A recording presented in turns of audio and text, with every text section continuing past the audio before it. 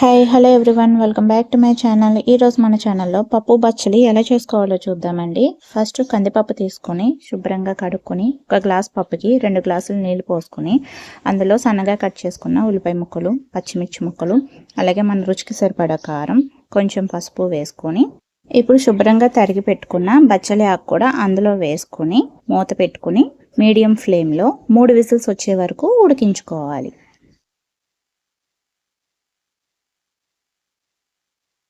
ఇప్పుడు పప్పు ఉడికిపోయాక stove off చేసేసుకుని ఆవిరి మొత్తం పోయాక ఒకసారి మూత తీసుకుని మొత్తం కలిసేలాగా బాగా మెదిపేసుకోవాలి. అలా మెదుపుకున్న పప్పులో మన రుచికి సరిపడా సాల్ట్, అలాగే చింతపండు గుజ్జు తీసి పెట్టుకుని ఆ గుజ్జు కూడా అందులో వేసుకుని ఒక 10 నిమిషాల వరకు మీడియం ఫ్లేమ్లో మళ్ళీ ఉడికించుకోవాలి. ఈ వీడియో చూసేవాళ్ళు ఛానల్ సబ్స్క్రైబ్ చేసుకోవడం మాత్రం మర్చిపోవద్దు. అలా పప్పు మొత్తం ఉడికి మనకు దగ్గర పడిపోయినాక నెయ్యితో తాలింపు వేసుకుంటే చాలా బాగుంటుందండి. ఒకసారి ఇలా ట్రై చేసి చూడండి, చాలా బాగుంటుంది.